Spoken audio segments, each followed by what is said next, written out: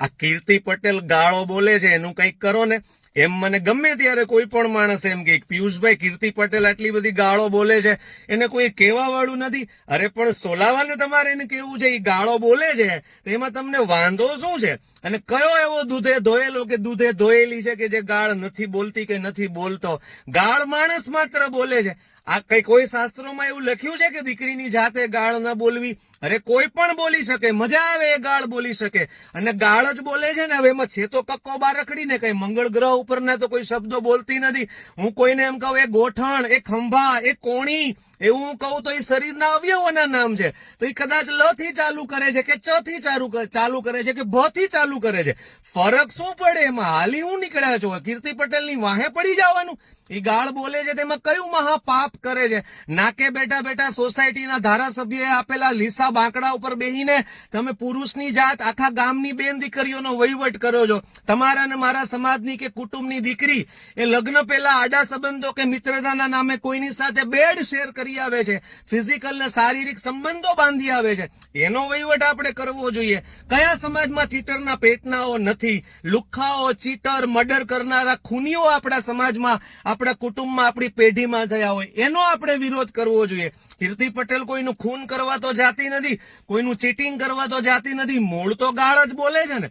એટલે આવો વાહિયાત વિરોધ કરવાની આપણને હું આમ ઉપડે છે, મને ઈ સમજાતું નથી. વળી પાછા કોઈ એમ કે પિયુષભાઈ ફોન પરિવાર સાથે બેસીને જોતા હોય અને એમાં પછી વચ્ચે ગાળ આવે તો કેવું ખરાબ લાગે. અરે ઇયરફોન લઈ લ્યો 150 રૂપિયાના, કાનમાં ભરાવી દો એટલે ગાળ સીધી તમારા ભાગે જ આવે. શું કામ તમારે પરિવારને જાહેરમાં સંભળાવી છે? પરિવારને સારા પુસ્તકોનું વાંચન કરવા દો ને. તમે બધાની હાજરીમાં રીલું જોવો છો કામ? ખોટો ઘોંઘાટ અને વોઇસ પોલ્યુશન કરવા માટે. એટલે બધા જ કારણો વાહિયાત છે. કીર્તિ પટેલ એકલી ગાળ બોલતી હોતે તો હું ચોક્કસથી વ્યક્તિગત એનો વિરોધ કરતે. માણસ માત્ર ગાળ બોલે છે. બહુ ઓછા એવા લોકો છે સજ્જનો કે જે છેલ્લે ક્યારે ગાળ બોલ્યા હશે એને યાદ નહીં હોય.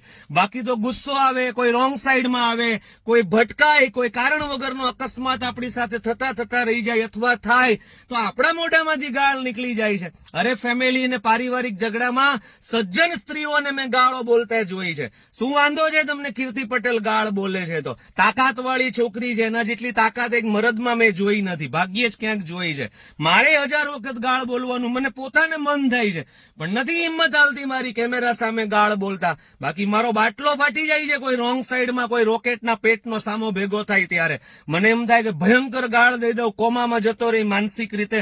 આટલી મોટી ગાળ આપું, આવું મને થઈ જાય છે. તમને બધાને ગાળ બોલવાની 7 વખત ઈચ્છા થાય છે, બોલતાય હશો. ફરક એટલો છે કે કેમેરાની સામે બોલે છે અને તમે બધા સોસાયટીના નાકે બેઠા બેઠા બોલો છો. બાકી ગાળ બહુ ઝાઝા અને બહુ મોટા પ્રમાણમાં વર્ગ એવો છે કે જે ગાળ બોલે છે. એટલે કીર્તિ પટેલ ગાળ બોલે છે.